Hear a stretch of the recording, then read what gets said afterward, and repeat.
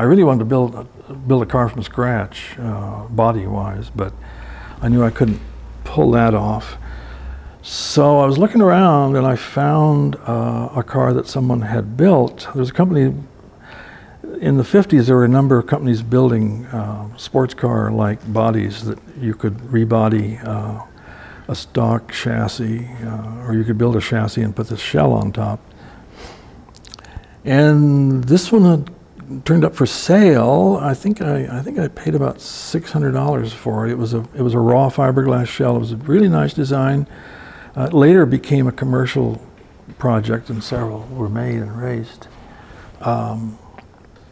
Also, about that time, I was going to road races at airports. There were road races in Santa Barbara, and in Palm Springs was one.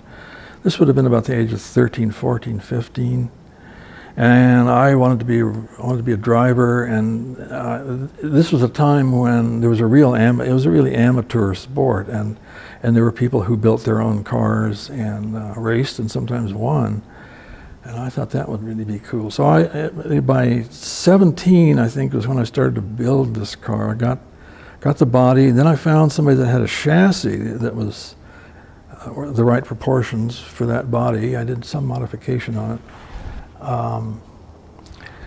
It was a chassis that had been built for another commercial project that had been abandoned, and so I got the chassis, I got the body, I bought a 50 Ford, I took the engine out, and I think I got that whole car for like 50 bucks, and I was about maybe about 800, 900 into the chassis and the body, and then that was all that everything else was made by hand. It was strictly a fair weather car. It didn't have a top, and I drove it for a while, and it handled nicely. It could have been a pretty decent car if I'd put a little more money into it. But by then I was going to UCLA, and I was getting into industrial design, and there was absolutely no interest in cars there. It's like, you know, the car thing was clearly a problem, and the best thing we could do is invent a new way to get around, and let's think about that. Think about the big picture rather than the sort of romance of fast cars and so forth. So I had that 1 year of teaching there, and I was able to get the contact printer because it was government surplus, and government surplus was available through an agency for non-profit, for educational institutions. And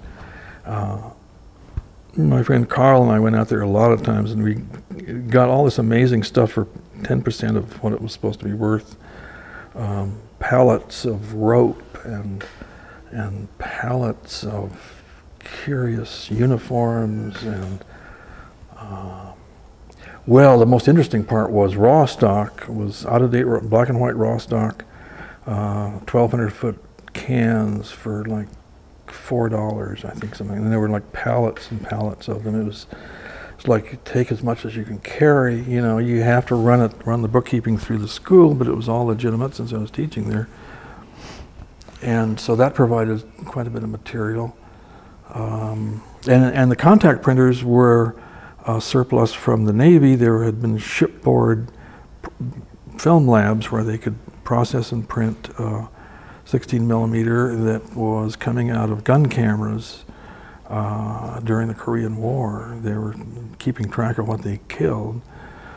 So they had these processing machines that were built by Bell and Howell. They were beautifully made. They were used in the darkroom in the dark, and they made a one-to-one contact print of negative. I found that I could get it to bipack to run 2 negatives at once by building a couple of extra arms and some guide rollers and stuff. I was able to do bipacking, and I was able to do to process it because we had gotten these also from the Navy, from the same place. We'd gotten these stainless steel spiral developing reels that would do 200 feet of 16 millimeter, and then stainless steel tanks for developer and wash and fix and wash. It was a really sort of hands-on, low-cost filmmaking technology. 7362 was based on flat forms cut out of cardboard or paper and put on a turntable so that they could rotate. Shot it all with a Bolex. Everything had to be within one wind of the Bolex. And it coincided with finding this contact printer. So it enabled me to make as many prints or as many superimpositions of the same negative as I could. So I spent a lot of time printing and developing stuff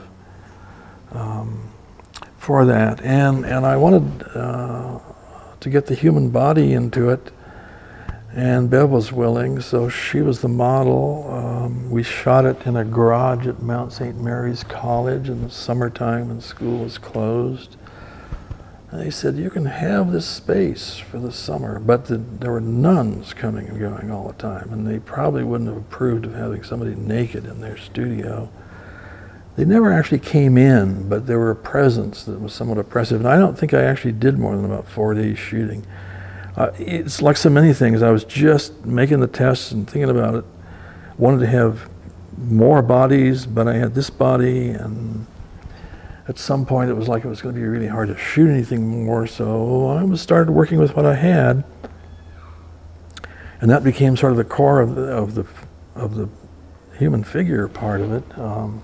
There also were oil wells. This was Venice at a time when Venice was full of oil wells. And I was doing a lot of photography down there of this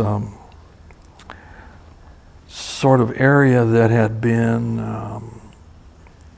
developed as a luxury subdivision and resort. 1903, I think, is when they started making it. So they put in the canals, they dredged out canals, and they put sort of Venetian-like bridges, very elegant bridges made of concrete. And it was to some extent developed, but it failed as a development for some reason. And after that, there was oil discovered there, and so the neighborhoods became neighborhoods of oil wells and tanks and oil refuse. There were like ponds of waste oil around, and equipment that had been soaked with asphalt over and over again until it became sort of grody in its shapes. And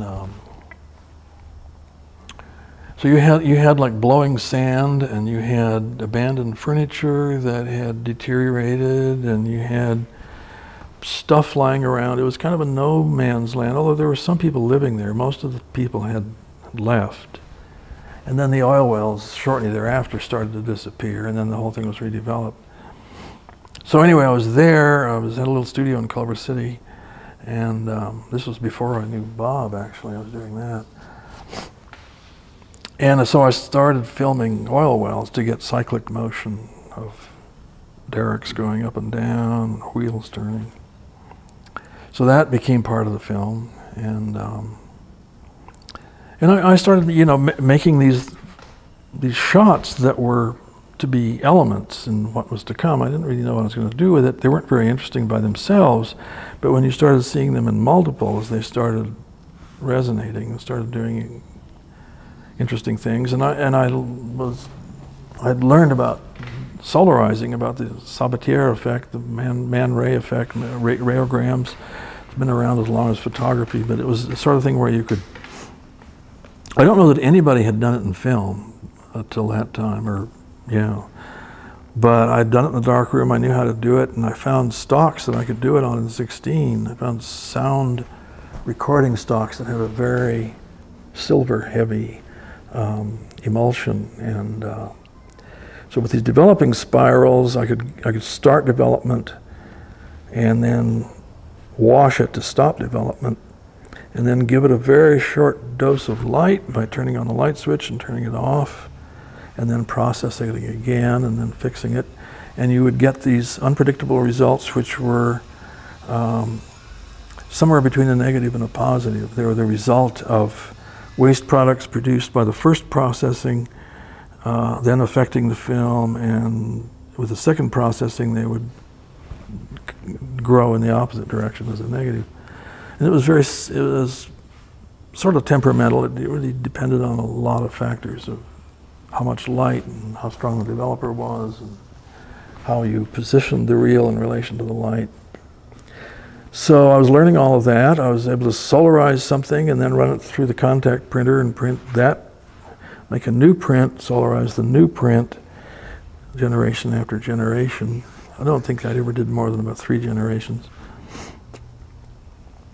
And editing with a movie-scope viewer and some rewinds in my little extra room in the house we were renting.